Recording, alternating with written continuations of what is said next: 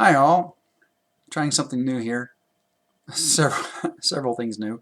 I'm going with a widescreen, new. 720p, new. Haircut today, new. So I'm a little bit, self-conscious about that. And I had a gray T-shirt on, so I thought, black,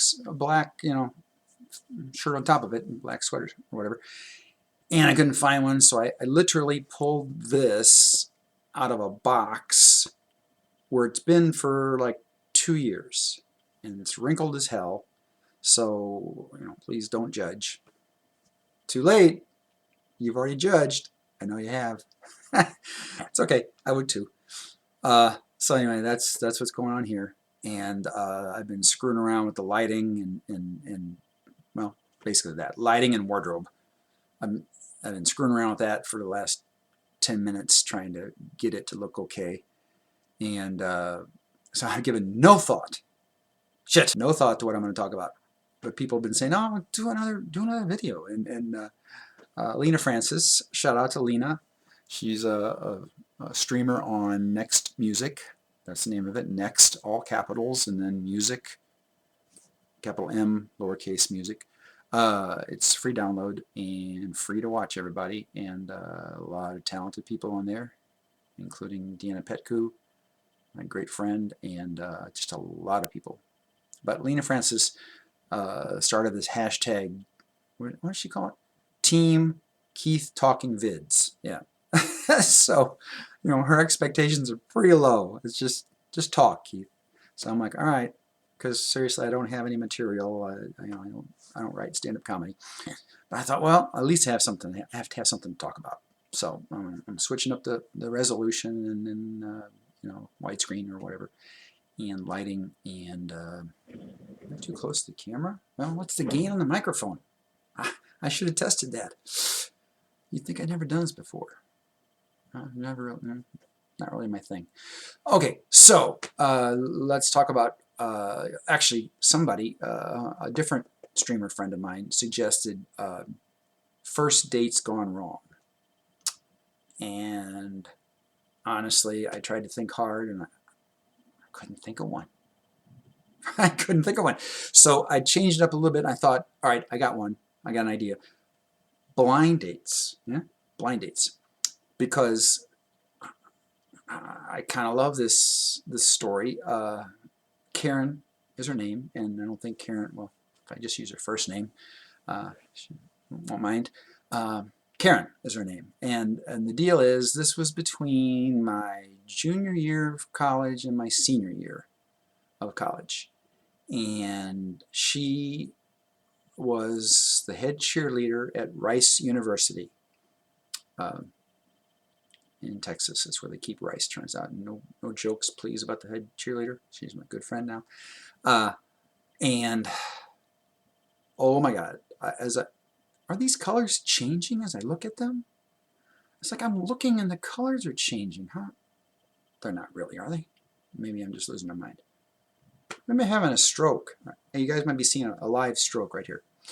Fuck. Okay, so anyway, yes. So anyway, she is, as I always tell her, she's the one that got away. And if you've seen a couple of my other videos, I'm inexplicably fairly familiar with beautiful women, and oh my God, she is just stunning. She's the head cheerleader of Rice University, and I can see those colors changing. Why are they changing? I don't know. I'm not changing anything here. I'm not even touching the table. We'll have to live with it. Sorry. The colors are... There, they did it again. See, I'm redder now, and now I'm not red. No, that moon ball's not changing. Well, that's the... they're changing. Okay, well, my actual coloring is somewhere in the middle, I guess. Anyway, she's the one that got away, as I always tell her, because she is the most gorgeous, blonde-haired, blue-eyed, perfect face, perfect body, gorgeous. Damn it, she's the one that got away. But I mean, we knew that. We knew that we're going in. So it was junior year, between junior year and senior year of university, and it was a blind date, right? It was just a fix. We had a friend in common, and they said, "Let me put you guys together on a blind date." Boom. And so we met somewhere. I forget how we met, at a restaurant or ice cream shop or something. And we hit it off so well. And this was very early in the summertime, in like the first 4 days of summer break, which lasts like 3 months, right? And we hit it off so well. And we just enjoyed each other's company so much that from then on, we spent, like, I think, every day together. Every day, for like 3 months. And we both knew that at the end of the summertime, she was going back to Rice University, which is like 1,000 miles away, and that was going to be it. But during those 3 months, we decided, yeah, it was going to be us. And oh man, I mean, we did everything together. We were just never apart. And one time, her parents were out of town or something. She invited me over to her house, and she said, "I'm gonna cook for you. What would you like me to cook?" I'm like, "Are you kidding me?" Oh no, she asked me, "What do you like to eat?" And I said, "What do I like to eat? Anything, whatever's slower than me. Anything slower than me that I can catch, I'll eat that. It doesn't matter to me." And she's like, I'm not throwing any shade on young women but I mean, come on, she's like 19, 20 years old. Yeah, maybe 20 years old, as am I. And it's like, how many things can she know how to cook? She's not a sous chef. She's taken, I think, chemical engineering or something. I know that sounds like she's smart, and she is. She's crazy smart. But as smart as she is more gorgeous than that. And and I'm like, anything, just whatever you want to cook, I'm fine. And she says, no, pick something. I can cook it. I can cook. I'm like, okay. How about lasagna? And she's like, done. I'm like, really? Okay. And then she's like, well, what about a salad? I'm like, all right, you're going to keep pushing me. You're going to keep challenging me. All right, fine. Caesar salad. Can you make the Caesar dressing? And she's like, yeah, I'll make the Caesar dressing from scratch. I'm like, okay. And she says, do you like bread? I'm like, hell yes, bread. Bring it. So she made this entire meal, and and real plates and silverware, and baked up this lasagna and had me over to the house, and oh my God. And we never spent, I don't even know if we spent one day apart. And we would drive around, and one thing I remember, she loved, we'd play music, and I'd say, what do you want to listen to? And she'd say, anything you know the words to. And I'm like, well, I know the words to everything, so just pick what you want. So she's like, okay, well, this. Because what she wanted to do was she wanted to sing to it, like at the top of her lungs. And so I'm like, fine. So I put a CD of whatever in at the time, and that's what we did. She knew the words as well. I mean, she picked the CD, and they're my CDs, so of course I know the words to my own CDs. And we just drove, as we would drive from A to B, we would just sing the piss out of all these songs, at the top of our lungs, and just look at each other and doing duets, and it was fantastic.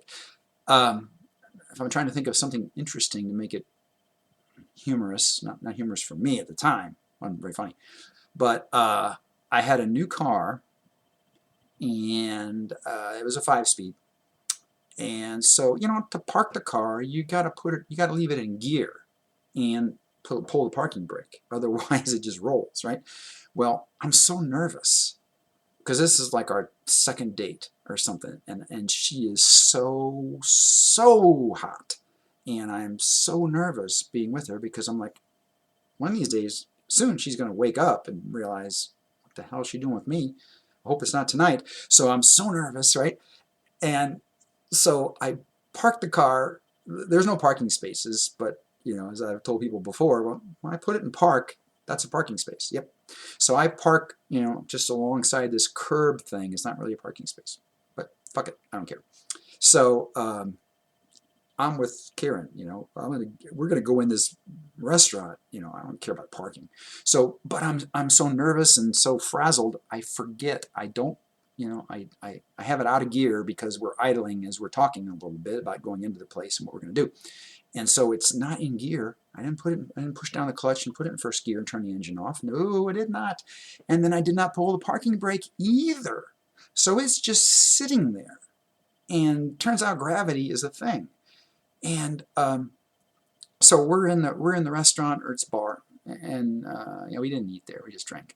And so we're like 4 drinks in or something, and over the PA system, they announce a car, color, and license plate. Okay, and when that's your car and your color and your damn license plate, it's never good. Now, it's not ever good, and it wasn't good here. No, it was not. And I went up to the bar, and I'm like, what?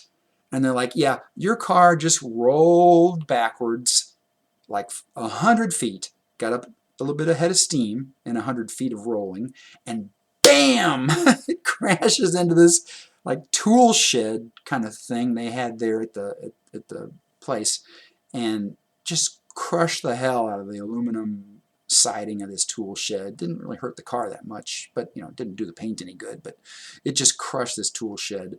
And so, you know, the bartender doesn't care really, but he's like, yeah, the owner's gonna be kind of pissed. I'm like, yeah, I bet. And I'm so embarrassed now because now Karen's come out with me to see what they're, you know, she figures my car's been stolen. I don't know if it's been stolen, how they get the license plate, but you know. So she comes out, and now we can see my car, not where I put it. No, no, no, it's like 200 or however far down there, downhill. No kidding, gravity works. And it has smashed into this tool shed. Oh my God. So, you know, again, the car's really fine except for some paint scratching, so I was able to drive it away. So I just left them all my information, insurance information, everything, and continued on with the date, you know. But she gave me a lot of crap about, how did that happen, Keith? Exactly. I'm like, I don't know. It's probably a mechanical error, you know.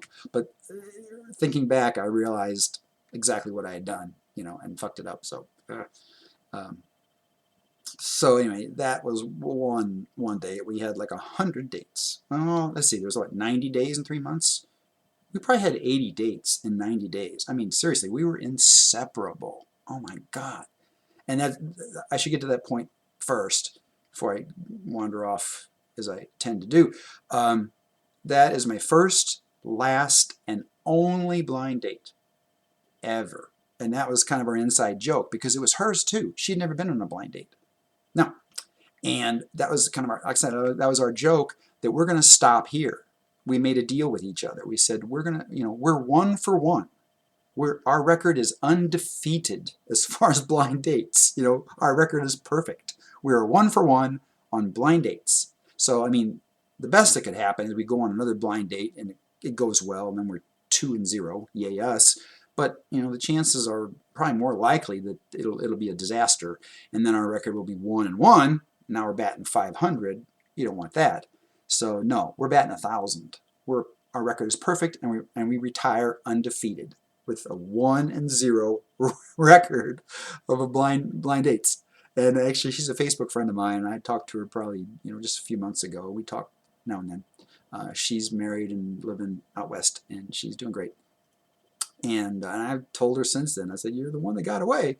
You know that, don't you? And she's like, yeah, I'm sorry, I know. But we're great friends on Facebook, and we always send pictures back and forth to each other and stuff like that. But anyway, I asked her, I said, have, you know, since then, I mean, I know you're married now, but in between, did you ever go on another blind date? Because remember, our deal was we're not going to do this anymore. No more blind dates. This is it. We're done. We're 1-0. And she said, yeah, I kept our deal. No more blind dates. I didn't go on any more blind dates after ours. And so our record is still, you know, intact. 1-0. Undefeated in blind dates. Because I'm you know, the odds are insane. I mean, well, not insane, but you know, they got to be what, 4-1 or 5-1 against a blind date going well. I mean, it's a blind date. So yeah. So where's I going with that besides the record? And then we did the thing and crap. Oh yeah. Frat parties. Yeah. I learned a lesson here. This is a valuable lesson if you're young and you're still in fraternities. I was in a frat. And I'll cut right to the chase. The point is, and I should know this, I'm supposed to be smart, you go to a frat party to pick up a date. Right? That's why you're going as a guy. You're going to a frat party to find a date, find a girl, get a phone number, something like that. You don't take a date to a frat party. No, no. I mean, I realized, I was just kind of stupid. I mean, it was my fraternity, and I knew we had a live band hired that night, and so we got live music, and we got free beer, although it's crappy, foamy, warm beer. I don't know how we can't figure out how to put ice in a trash can and put ice around the pony keg or whatever. But apparently we're not that smart, because the beer is always warm and it's always foamy and it's terrible. But there was a live band, and it was my friends, it was my fraternity, you know. Oh, but I wasn't thinking, I bring the hottest girl for 100 miles in any direction. I bring her to the frat party. Yeah, so you know what's going to happen, right? As soon as we get there, like 15 guys, zoom, are just crowded around us. Not really us, around her, you know. They're trying to chat her up and everything, and I'm trying to say, get, and then, you know, 3/4 of them are my fraternity brothers, and I'm like, dude, back off, you know, this is my date. And they, one by one, got the idea. Some of them I needed to put a little more cowbell on than others, but, you know, they all got the idea eventually.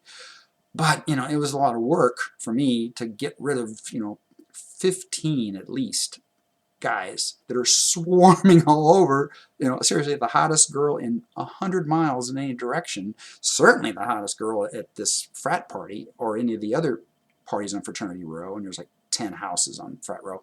So, and probably 4 of them had live bands going that night. So there are parties everywhere. But no, she's the hottest girl anywhere. And so, yeah, she draws a crowd. And I'm the dumbass that brought her to this, right? Stupid.